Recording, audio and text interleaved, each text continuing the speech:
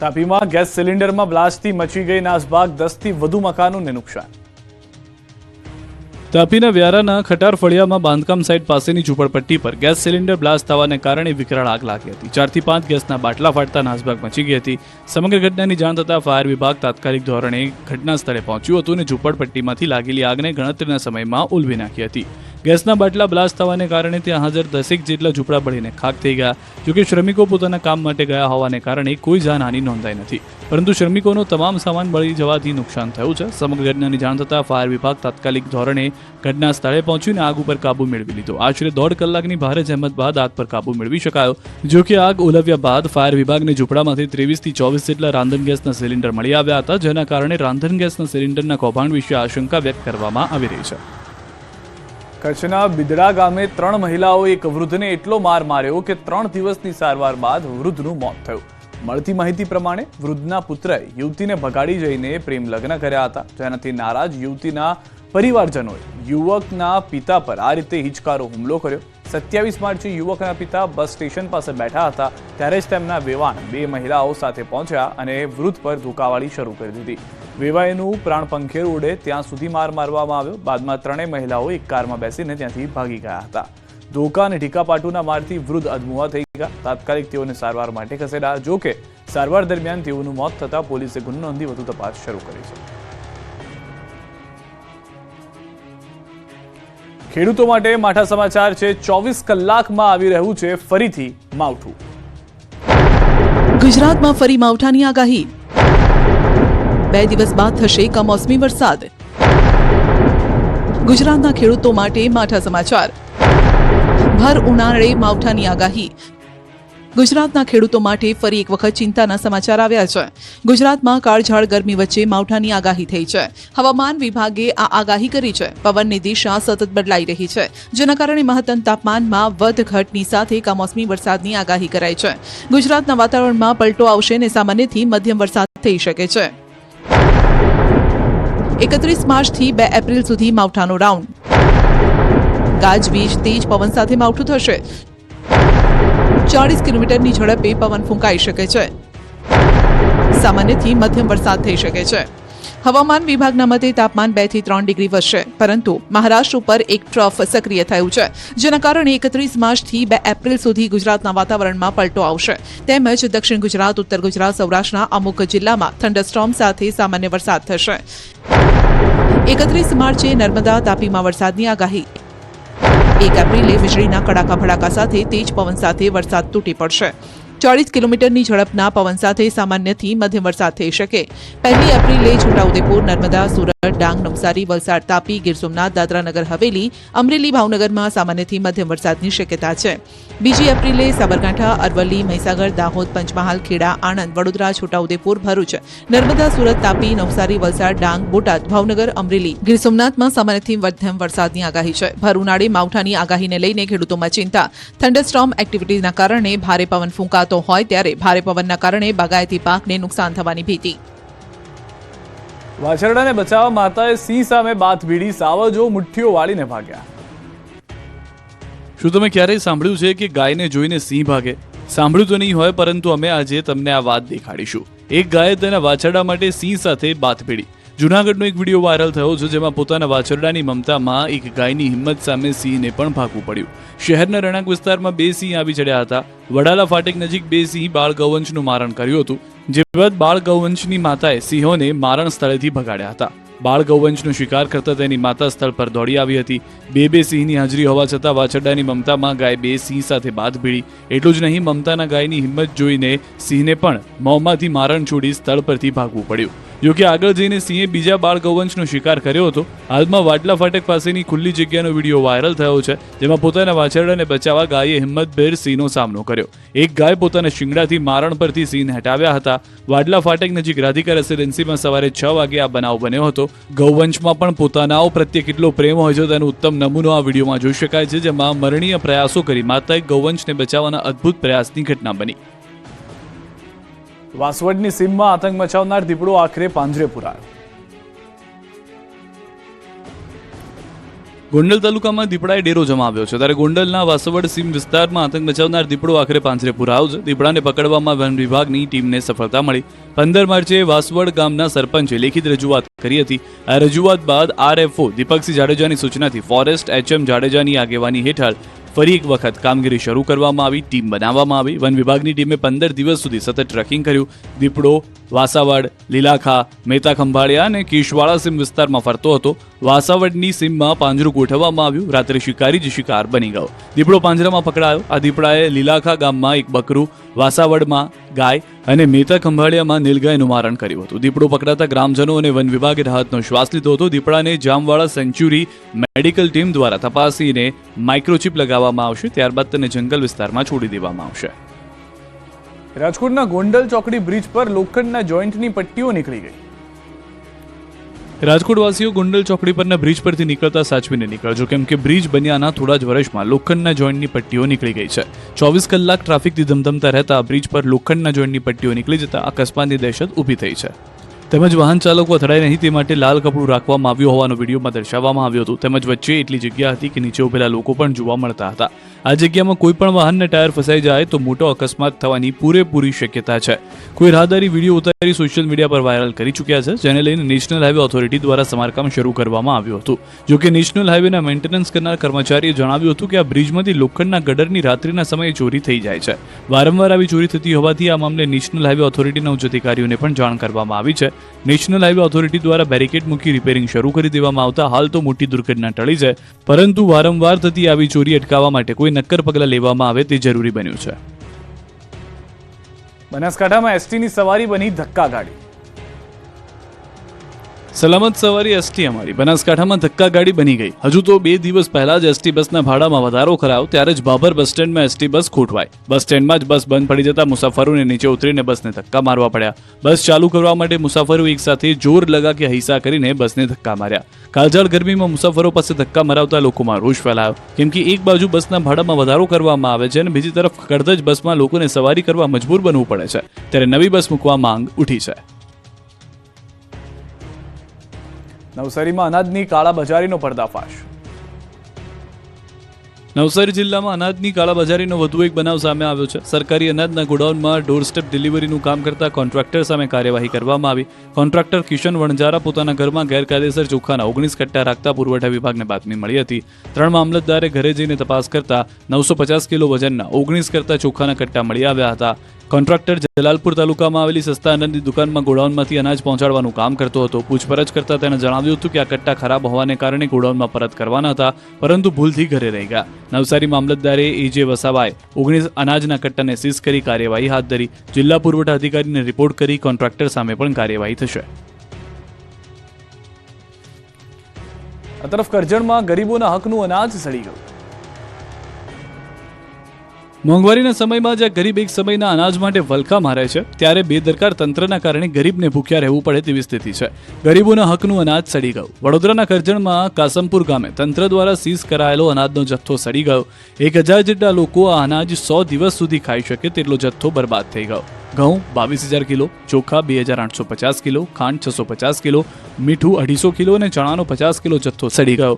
100 દિવસનું ભોજન જીવડા ઓહિયા કરી ગયા છે. કોરોના કાળમાં કરજણના કાસમપુરના ત્રિકમભાઈના વાડાની ઓરડીમાંથી સરકારી સસ્તા અનાજનો અનધિકૃત જથ્થો ઝડપાયો હતો. પુરવઠાના નાયબ મામલતદારે 2 સામે ગુનો નોંધતા મામલો હાઈકોર્ટમાં ગયો. 5 વર્ષ કાર્યવાહી ન થઈ અને અનાજ જીવડાએ ખાધું. આ જથ્થામાંથી કોઈ એક ગામના 1000 લોકો 3 મહિના સુધી પેટ ભરીને જમી શકે, રોટલી ભાત ખાઈ શક્યા હોત. અનાજ સાવ સડી જતા, જીવડા પડી જતા આસપાસના ઘરોમાં પણ જીવડા આવતા થઈ ગયા છે. સાંજ પડતા જ જીવડાના ઝુંડથી નીકળી પડે છે, તેમજ સાપ પણ ફરતા થઈ ગયા હોવાની ફરિયાદ ઉઠી છે. ઓરડીની આસપાસ ઘાસ ઉગી નીકળ્યું છે. સડી ગયેલા અનાજને કારણે એટલી દુર્ગંધ મારે છે કે દવાનો છંટકાવ કરવો પડે છે. ગામની 650 લોકોની વસ્તી છે. ખેડૂતોને અનાજ પકાવતા કેટલી મુસીબત પડે છે અને અહીં અધિકારીઓની આડાઈને કારણે હજારો કિલો અનાજ સડી ગયું છે.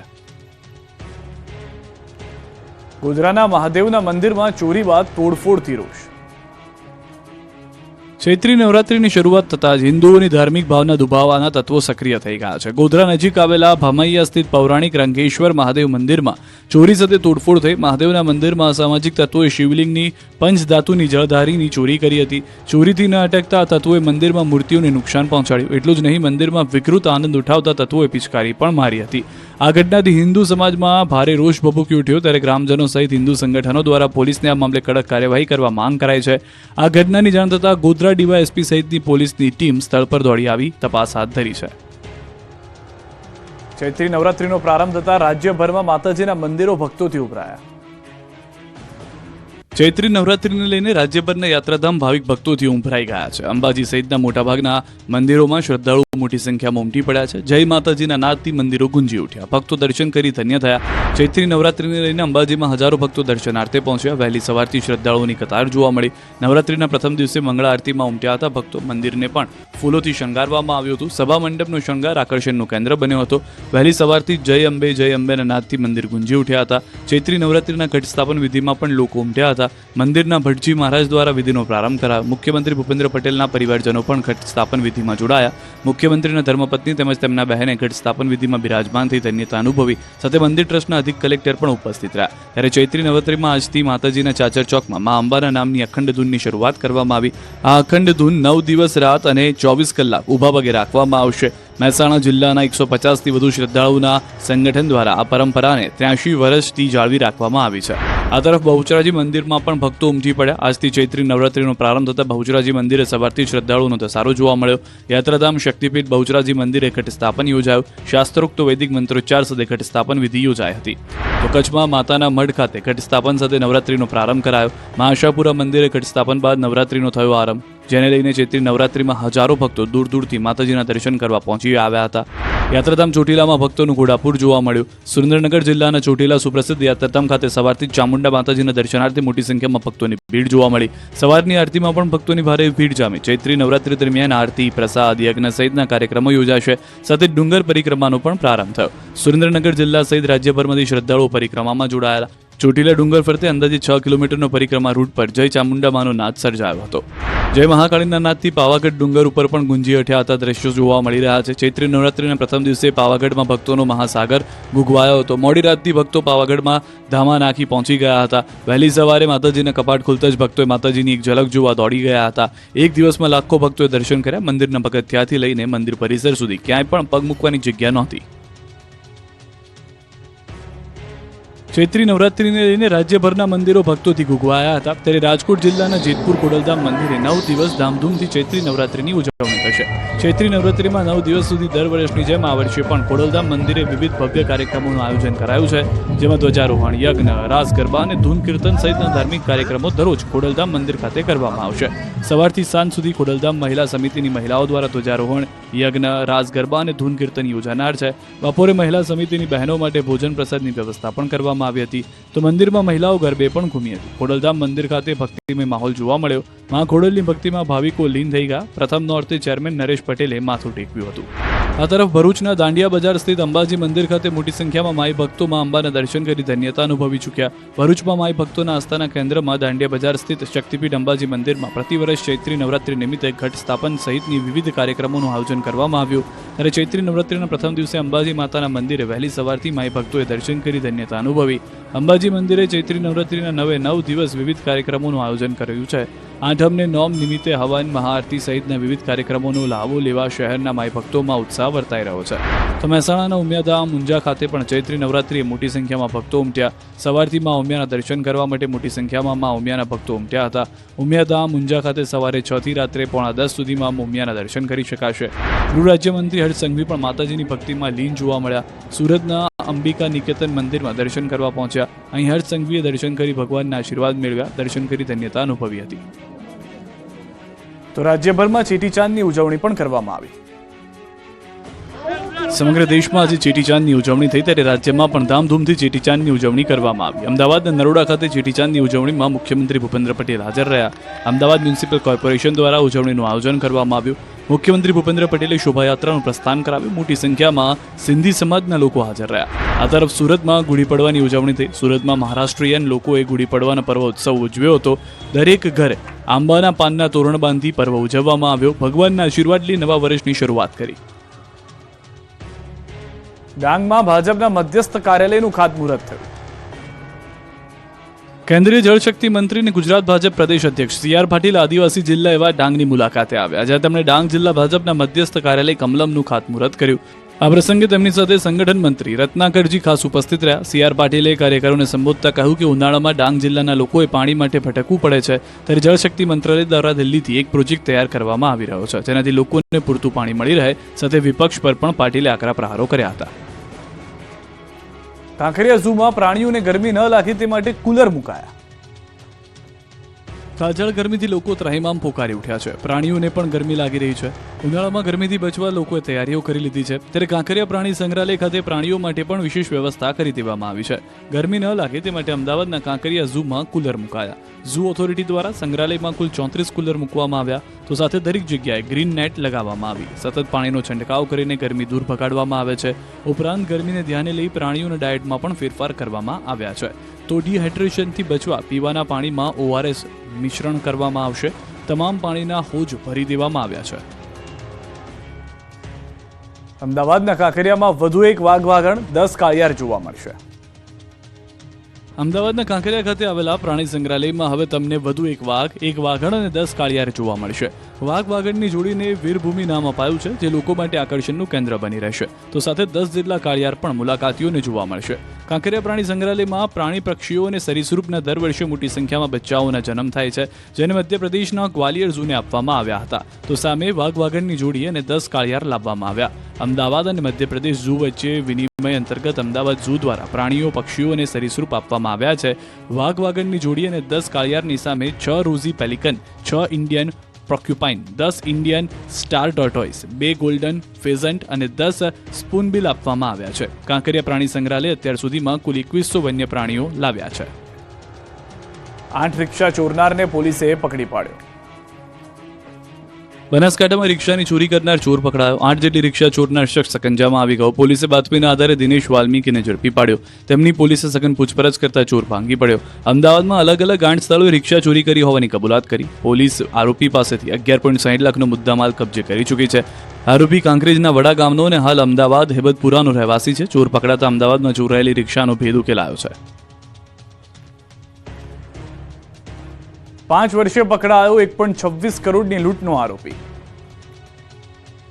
વલસાડ પોલીસે 1.26 કરોડની લૂંટ કરનાર આરોપીને 5 વર્ષે પકડી પાડ્યો. વલસાડ જિલ્લાના ડુંગરી નજીક વર્ષ 2021માં લૂંટ ચલાવવામાં આવી હતી. ટ્રાન્સપોર્ટ કંપનીના વાહનમાંથી 1.26 કરોડની સિગરેટની લૂંટ થઈ હતી, જે મામલે પોલીસે ફરાર આરોપીને ઝડપી પાડ્યો. વલસાડ LCBએ સિગરેટ ચોરીના કેસમાં ફરાર આરોપી હેમરાજ કિરણસિંહ ઝાલાની મધ્યપ્રદેશના દેવાસથી ધરપકડ કરી. LCBએ બાતમીના આધારે આરોપીની મધ્યપ્રદેશથી ધરપકડ કરી. વર્ષ 2021માં અમદાવાદ મુંબઈ નેશનલ હાઈવે પર વલસાડના ડુંગરી નજીક ઈસ્ટ ઇન્ડિયા કંપની નામની એક ટ્રાન્સપોર્ટ કંપનીના વાહનમાંથી 1.26 કરોડ રૂપિયાની સિગરેટની લૂંટ થઈ હતી. કુલ 6 આરોપીઓ વિરુદ્ધ પોલીસ ફરિયાદ દાખલ થઈ હતી. તપાસ દરમિયાન અત્યાર સુધીમાં 5 આરોપીની ધરપકડ થઈ ચૂકી હતી. જો હેમરાજ કિરણસિંહ ઝાલા નામનો આરોપી વોન્ટેડ હતો. હેમરાજ છેલ્લા 4 વર્ષથી પોલીસના હાથે લાગ્યો ન હતો. મધ્યપ્રદેશના દેવાસમાં છુપાયો હતો. આણંદમાં પોલીસના નામે ઠગે મહિલા પાસેથી 15,000નો કર્યો તોડ. આણંદના બોરસદમાં તોડબાજે મહિલાને ધમકી આપી તોડ કર્યો. મર્ડર કેસમાં ફસાવાની ધમકી આપી 15,000 રૂપિયા પડાવ્યા હતા. બોરસદના દાવોલ ગામે પોલીસના નામે હત્યાના કેસમાં ફસાવાની ધમકી આપી હતી, તેથી મહિલા ડરી ગઈ. ડરમાં મહિલાએ તોડબાજને 15,000 રૂપિયા આપી દીધા, જેનો વિડીયો વાયરલ થયો. મહત્વનું છે કે દાવોલ ગામની મહિલાના પતિએ અકસ્માત સર્જ્યો હતો અને અકસ્માતમાં ઇજાગ્રસ્ત યુવકનું મોત થયું હતું. જે અંગે બોરસદ ગ્રામ્ય પોલીસમાં અકસ્માતે મોતનો ગુનો નોંધાયો, જેને લઈને તોડબાજે મહિલાને ફસાવી. તોડબાજે અકસ્માતના કેસમાં મહિલા પાસેથી રૂપિયા 50,000ની માંગણી કરી હતી. તે ગરીબ મહિલા પાસેથી 15,000 રંગે હાથે લીધા ઝડપાયો. સિરોહી જિલ્લાના માઉન્ટ આબુમાં આબુ રોડ પર જંગલમાં લાગેલી આગ વધુ ભયંકર બની ગઈ છે અને 2 કિલોમીટરથી વધુ વિસ્તારમાં ફેલાઈ ગઈ છે. ગંભીર નાળા અને રસ્તાથી 2 કિલોમીટર વધુ દૂર શરૂ થયેલી આગ રસ્તાના કિનારે પહોંચી ગઈ હતી. આગ રસ્તાના કિનારે પહોંચતાની સાથે જ વન વિભાગ અને વહીવટી સતર્ક થઈ ગયું હતું તંત્ર. આગને રસ્તા પર ફેલાતી અટકાવવા માટે મ્યુનિસિપલ ડિઝાસ્ટર ટીમ અને ફાયર બ્રિગેડને ઘટના સ્થળે મોકલવામાં આવી હતી અને ફાયર બ્રિગેડ તરફથી પાણીનો છંટકાવ કરવામાં આવ્યો હતો, પરંતુ શનિવારે સાંજે પવન ફૂંકાતા આગ સતત ફેલાઈ રહી હતી. વાયુસેનાના કર્મચારીઓ અને એર સ્ટેશનની ફાયર બ્રિગેડ પણ ઘટના સ્થળે પહોંચી ગઈ અને ઘણી મહેનત બાદ રસ્તાની નજીક પહોંચેલી આગ પર કાબુ મેળવાયો. રસ્તા પાસે લાગેલી આગ પર કાબુ મેળવી લેવામાં આવ્યો હતો, પરંતુ જંગલમાં લાગેલી આગ પર કાબુ મેળવવો મુશ્કેલ બન્યો.